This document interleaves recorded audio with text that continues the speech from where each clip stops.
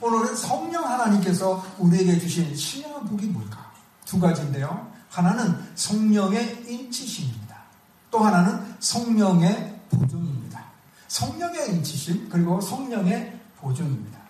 우리가 13절 끝부분에 보면은 약속의 성령으로 인치심을 받았으니 라는 말씀이 나오는데, 우리가 성령으로 인치심을 받았다라는 이 말씀은 뭐냐면 도장을 쾅 찍어주셨다라는 의미입니다. 하나님께서 우리에게 도장을 찍어주셨다. 이 도장을 찍는다는 데는 세 가지의 의미가 있습니다. 하나는 권위입니다. 권위. 임금이 도장을 꽝 찍으면, 왕의 문서에 임금의 도장을 찍으면 그것이 국가의 권위를 가지게 되잖아요. 성령이 인쳤다라는 것은 하나님의 권위로 도장을 찍었다라는, 하나님의 권위가 거기에 있다라는 의미가 담겨 있습니다. 하나님보다 더 높은 권위가 있나요? 없죠. 하나님의 권위로 인치셨다. 또 하나의 의미는 소유물이라는 의미가 있습니다. 우리가 집문서에 도장을 찍거나 사인을 하게 되면 이 집이 내 거가 되죠. 나의 소유물이 됩니다.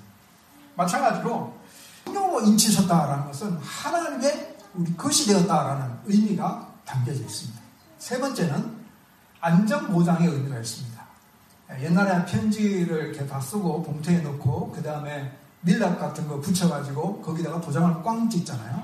그래서 편지가 전달되는 과정에서 누가 열어볼 수 없도록 그렇게 만들어졌잖아요. 그것처럼 이게 도장을 찍었다라는 의미는 이렇게 안에 내용을 알 수 없도록 안전하게 보장해 주셨다라는 의미가 담겨져 있습니다. 그래서 하나님께서 우리를 성령으로 인쳐주셨다라는 의미는 하나님의 이 절대적인 권위로 하나님의 자녀로 삼아주셨다라는 의미입니다. 너는 하나님의 자녀야 라는 이 말씀을 하나님의 권위로 쾅 찍어주신 겁니다. 그러므로 하나님의 권위로 인치셨기 때문에 그 누구도 바꿀 수 없습니다. 두 번째로 성령께서 인치셨다는 것은 우리가 하나님의 소유물이다라는 의미인데, 다시 말해서 우리가 하나님의 백성이 되었다는 뜻이에요. 그래서 우리가 하나님의 백성이 되었기 때문에 누구든지 우리를 빼앗을 자가 없습니다. 세 번째, 성령으로 우리를 인치셨다는 것은 성령께서 우리를 안전하게 지키신다라는 의미가 있습니다. 우리가 천국 갈 때까지 우리를 보호하신다는 의미가 담겨 있어요. 우리가 실수해도 성령 하나님이 우리를 이렇게 세우실 것입니다. 어떤 악한 마귀 사단이 우리를 공격해오고 유혹해온다 할지라도 하나님께서, 성령 하나님께서 우리를 안전하게 지키시고 보호하셔서 무사히 천국에 도달하게 하신다라는 의미가 여기에 담겨져 있어요. 그래서 우리가 성령의 인치심을 받았다라는 것은 대단한 하나님의 축복입니다. 큰 축복이에요. 자, 이런 성령의 인치심의 출발점이 어디 있을까? 어디에서 출발하느냐 하면 출발의 근원지가 13절 말씀을 보면 그 안에서라는 의미가 나타나죠. 그 안에서 너희도 진리의 말씀 곧 너희의 구원의 복음을 듣고 그 안에서 또한 믿어 약속의 성령으로 인치심을 받았다. 그 안에서라는 말이 두 번 반복되는데 그라는 사람은 누구냐면 예수님을 의미합니다. 예수님 안에서 성령의 인치심이 시작이 되는데요. 예수 그리스도 안에서 어떤 일들이 일어났죠? 예수님이 어떤 일들을 하셨죠? 예수님은 인간의 몸을 입고 이 세상에 오셨어요. 예수님은 우리 대신에 죄의 값을 지불하여 주셨습니다. 죄의 값을 지불하기 위해서 예수님께서 십자가를 지셨죠? 그리고 우리에게 영생을 주시고자 3일 만에 부활하셨어요. 그래서 예수 그리스도를 믿기만 하면 새 생명을 얻게 됩니다. 예수 그리스도를 믿기만 하면 구원을 받게 됩니다. 자, 이처럼 구원은 인간의 어떤 노력으로 얻어지는 것이 아니라 예수 그리스도를 믿음으로 말미암아 주어지는 하나님의 선물이죠. 구원이 이처럼 그리스도 안에서 주어지는 것처럼 성령의 인치심이 예수 그리스도 안에서 이루어집니다. 예수 그리스도 밖에서는 인치심이 없습니다. 자, 그 다음에 성령의 인치심이 어떤 관계로 주어지냐 하면은 진리의 말씀 곧 구원의 복음을 듣고 믿음으로 주어진다라고 말씀하고 있어요. 자, 우리가 구원받는 과정과 똑같죠. 우리가 구원받으려면 예수 그리스도를 나의 구원자이시다라는 복음을 듣고 믿어야 거기에 구원의 역사가 일어나잖아요. 그와 마찬가지로 성령의 인치심 또한 구원의 복음을 듣고 믿어야 나타나는 현상이에요. 그래서 이 구원받는 모습과 성령의 인치심의 모습이 비슷하게 나타납니다. 왜냐하면 이게 서로가 연결되어 있기 때문에 그래요. 그래서 종합하게 되면 성령의 인치심은 우리가 예수 그리스도 안에서 진리의 말씀을 듣고 그 말씀을 믿을 때에 성령의 인치심이 일어납니다. 다시 말하면 우리가 그리스도 안에서 예수 그리스도의 복음을 듣고 믿으면 구원을 받잖아요. 근데 거기에 성령의 인치심이 함께합니다. 자, 사도행전 2장 38절 말씀 우리가 같이 한번 읽어볼까요? 시작. 베드로가 이르되 너희가 회개하여 각각 예수 그리스도의 이름으로 세례를 받고 죄사함을 받으라. 그리하면 성령의 선물을 받으리니. 너희가 회개하고 예수 그리스도의 이름으로 세례를 받고, 그러면 이 모습은 우리가 구원받는 모습이잖아요. 그런데 엉뚱하게 그리하면 성령의 선물을 받는다라는 말씀으로 연결되고 있어요. 고린도전서 12장 3절에 보면 성령으로 아니하고는 누구든지 예수를 주라 할 수 없다. 오직 성령으로 말미암아 예수님을 주라고 고백할 수 있다라는 말씀이죠. 그래서 우리가 예수를 믿어서 성령을 선물로 받게 되고 그 성령으로 말미암아 예수님을 나의 주라고 고백하게 되는 것. 그래서 성령은 우리의 구원의 역사 속에 보면 사람의 마음의 문을 열게 됩니다. 성령의 역사로 말미암아 사람의 마음의 문이 열려지게 됩니다. 그래서 예수 그리스도를 받아들이게 돼요.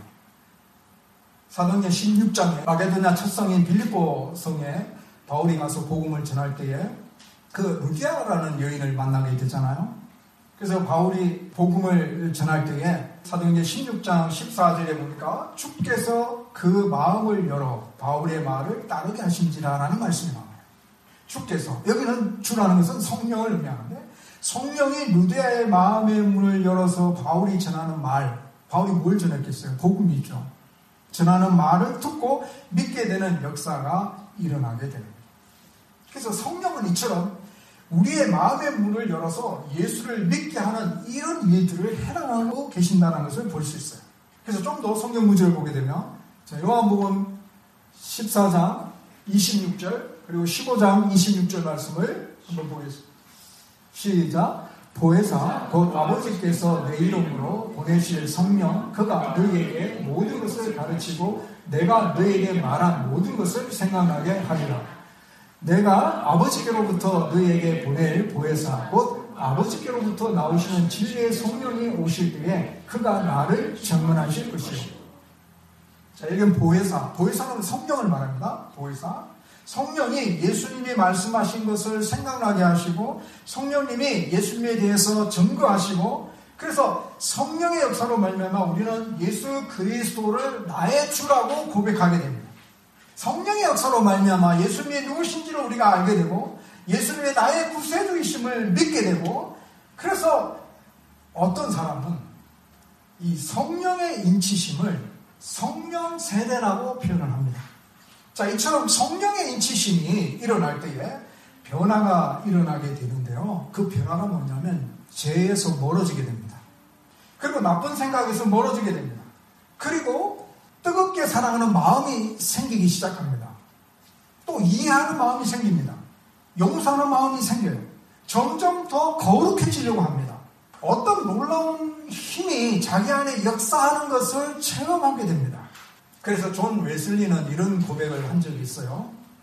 나는 내 마음이 이상하게 뜨거워지는 것을 느꼈다. 나는 그리스도를 신뢰하고 구원을 위해서 그리스도만을 의뢰함을 느꼈다. 자, 성령의 인치심에 대한 경험을 이렇게 표현을 했어요. 조나단 에드워드는 이런 표현을 했습니다. 오직 내 영혼의 열심은 그리스도만 충만해 있으며 거룩하고 순전한 사랑으로 그를 사랑하며 그를 신뢰하며 그를 의지하고 살며 그를 섬기고 따르는 일에만 전념하는 것을 느꼈다. 그리하여 내 영혼은 완전히 만족함을 누리며 마치 하늘의 것과 같은 순결함으로 깨끗해지는 것을 느꼈다. 무디는 이렇게 고백을 합니다. 그날을 무엇이라고 묘사할 수 없다. 거룩한 체험이었다. 나는 하나님께서 내게 자신을 보여주셨다고 하는 말밖에는 할 수 없다. 나는 하나님의 사랑의 체험을 얼마나 강하게 하였든지 하나님의 손을 멈추어 달라고 구하지 않으면 아니 되었다.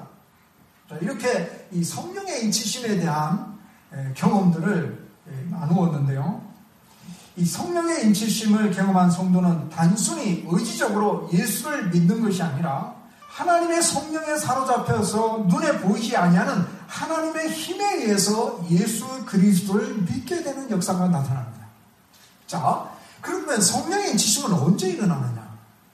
내가 예수 그리스도를 믿을 때 그때 일어나느냐? 아니면 내가 예수 그리스도를 믿었는데 나중에 일어나느냐? 일반적으로 가르침은 우리가 예수 그리스도를 믿을 때 즉시 성령 세례, 성령의 인치심을 받는다라고 이렇게 가르칩니다. 자, 그래서 저는 두 가지를 이야기를 할 텐데요. 사도행전 8장에 나오는 빌립이 사마리아 성에 가서 복음을 전하는 모습이 나타나는데요. 빌립이 복음을 전할 때에 귀신이 떠나가고 중풍병자가 낫고 걷지 못하는 자가 걷게 되고 그 다음에 마술사 시몬이 예수 그리스도를 믿게 되는 그런 역사가 나타나죠. 그래서 빌립의 전도로 말미암아 이 사마리아 사람들이 예수를 믿고 세례를 받았습니다. 이 소식이 예루살렘에 들리게 되고 사도들이 듣고 사도들이 파견을 하는데요. 베드로와 요한을 파견하게 됩니다. 베드로와 요한이 사마리아 와서 보니까 이들이 성령을 안 받았어요. 그래서 이들이 와서 성령 받기를 기도합니다. 사도행전 8장 16절과 17절 말씀에 보면 이런 아직 한 사람에게도 성령 내리신 일이 없고 오직 주 예수의 이름으로 세례만 받았을 뿐이더라. 이에 두 사도가 그들에게 안수하며 성령을 받는지라. 자, 여기 보면 성령의 인치심과 믿는 것 사이에 어떤 간격이 있음을 발견하게 되죠. 빌립이 전도로 인해서 예수의 이름으로 세례를 받았어요. 다시 말해서 예수를 믿는 겁니다. 그런데 그들이 성령을 받지 못했습니다. 베드로와 요한이 와서 안수함으로 그들이 성령을 받게 됩니다. 그래서 믿는 것과 성령 받는 것과 어떤 시간적인 차이가 있을 수 있다라는 것을 보게 되고요. 근데 사도행전 19장에 보게 되면 바울이 에베소에 와서 어떤 제자들을 만나서 이렇게 질문합니다. 너희가 믿을 때 성령을 받았느냐? 이렇게 물어보니까 그들이 대답하기를 우리는 성령이 계심을 듣지도 못했다라고 대답을 해요. 그래서 무슨 세례 받았냐라고 물으니까 그들이 대답하기를 우리는 요한이 세례밖에 못 받았다라고 이야기를 해요. 그러자 바울이 그들에게 세례 요한이 이야기했던 내 뒤에 오시는 이가 누구냐? 바로 예수님이다. 그 예수님에 대해서 바울이 설명해주고 그리고 예수의 이름으로 그들에게 세례를 베풀고 그들을 위해서 안수하게 되니까 그들이 성령을 받게 됩니다. 에베소의 제자들은 요한의 세례만 알고 있었고 요한의 세례를 받았어요. 예수의 세례를 그들이 받지 못했죠. 바울이 예수님을 알려주고 예수의 이름으로 세례를 베풀고 성령을 받게 됩니다. 그러니까 이런 성령을 받는 모습을 보면 거의 동시에 일어난 예수 이름으로 세례를 받고 그 다음에 바로 성령을 받게 되는 그런 모습이 나타납니다. 성령의 인치심은 일반적으로 통상적으로 우리가 예수를 나의 주라고 고백할 당시에 일어난다라고 보면 일반적인 것입니다. 그러나 시간적 간격을 두고 일어날 때도 있습니다.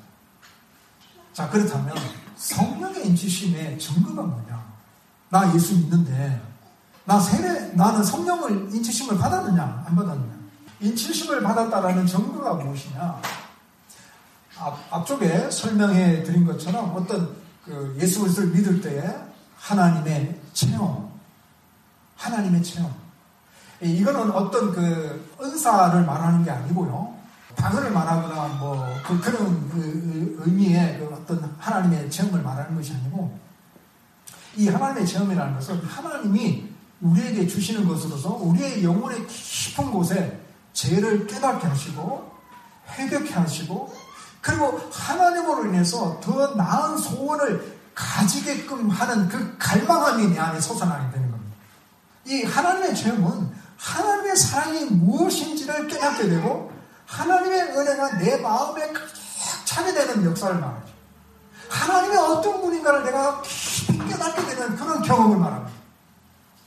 이 성령의 인치심을 받았다라는 또 다른 증거로는 하나님 말씀 우리가 두 군데를 찾아볼 텐데 로마서 8장에 14절에서 16절 갈라디아서 4장 6절 말씀인데요.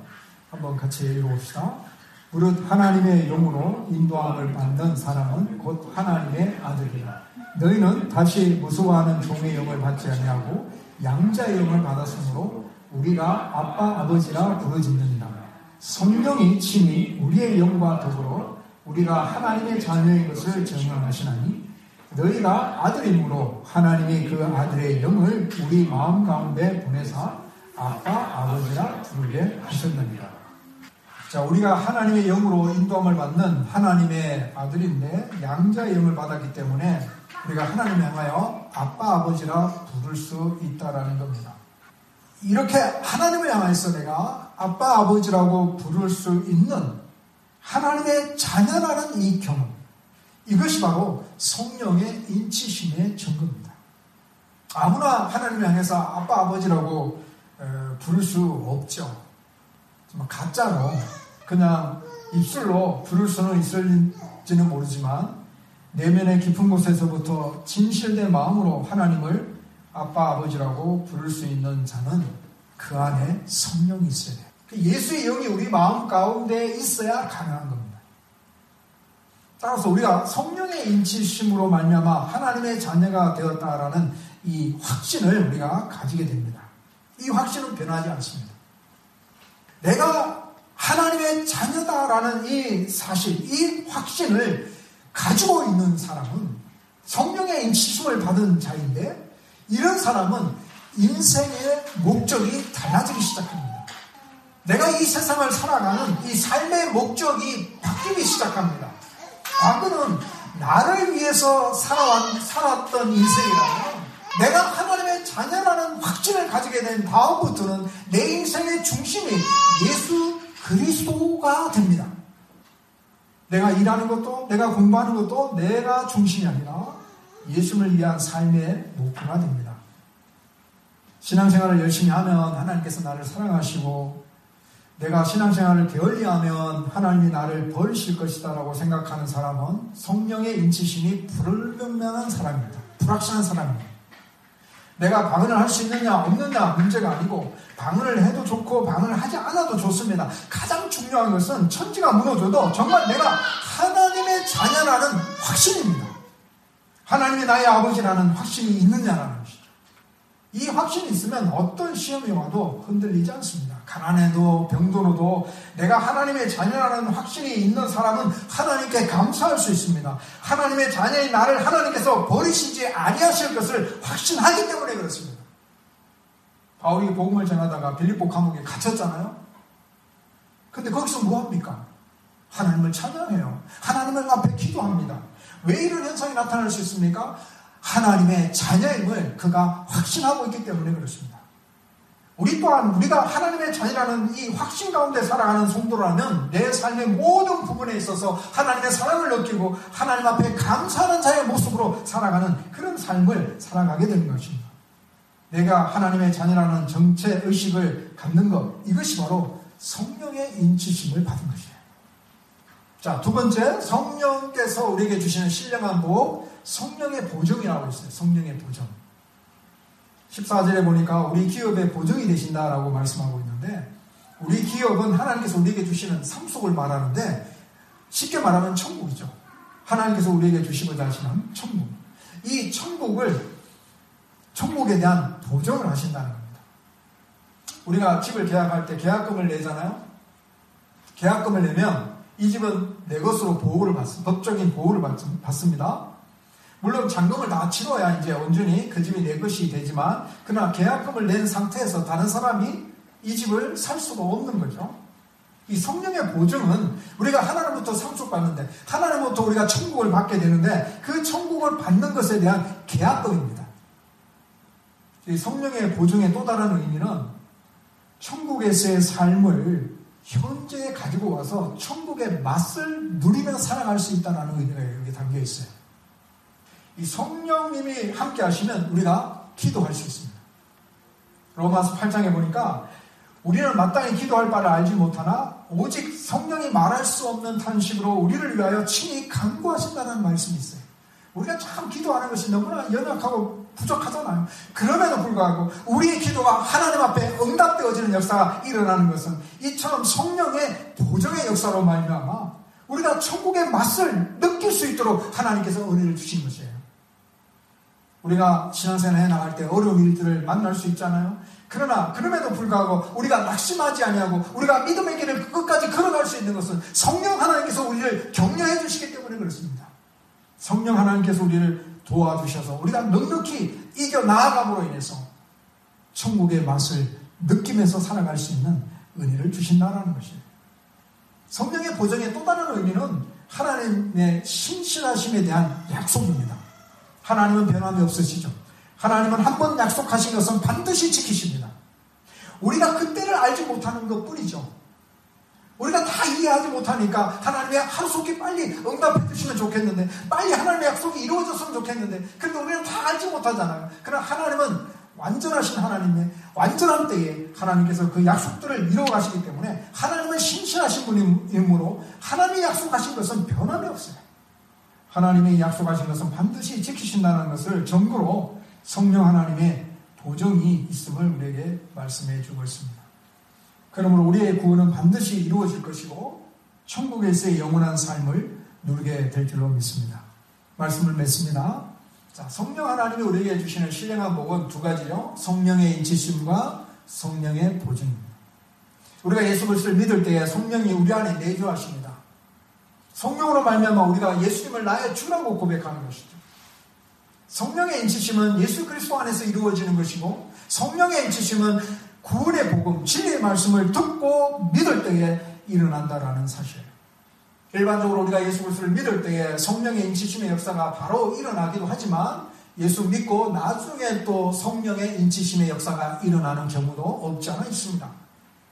내가 성령의 인치심을 받았느냐 못 받았느냐라는 것은 결정적인 증거는 하나님을 나의 아빠 아버지라고 말을 할 수 있는 확신에 찬 고백이 있느냐라는 것입니다.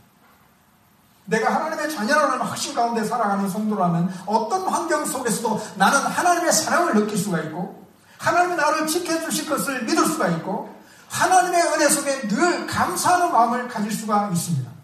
왜냐하면 하나님은 나를 사랑하시기 때문에 그렇습니다. 하나님이 나를 사랑하시는 그 사랑은 변함이 없기 때문에 그렇습니다. 하나님이 나를 사랑하셔서 독생자 예수 그리스도의 십자가에 내어주시기까지 하나님께서 나를 사랑하셨는데, 그 사랑으로, 그 사랑은 그 무엇으로도 끊을 수 없는 사랑을 하나님께서 우리에게 주셨는데, 하나님의 자녀를 향한 하나님의 사랑은 끝이 없는데, 그 사실을 우리가 알고 있기 때문에, 그 사실을 우리가 경험하고 있기 때문에, 내가 하나님의 자녀라는 확신 가운데 살아가는 자라면 우리가 실망하거나 낙심하거나 좌절하지 않습니다. 하나님은 우리에게 천국을 상속할 수 있는 기업을 주셨어요. 이 약속이 진실되며 변함이 없으며 반드시 이루어질 것임을 성령으로 보증해 주셨습니다. 그러므로 믿음의 길을 걸어갈 때에 낙심하거나 실망할 수가 없습니다. 우리의 구원은 반드시 이루어질 것이며 하나님이 예배해 놓으신 영원한 천국에 들어가게 될 것입니다. 성령의 인치심, 성령의 보증을 믿음으로 우리의 신앙이 더욱 견고하게 세워지게 되기를 주의 이름으로 축복합니다.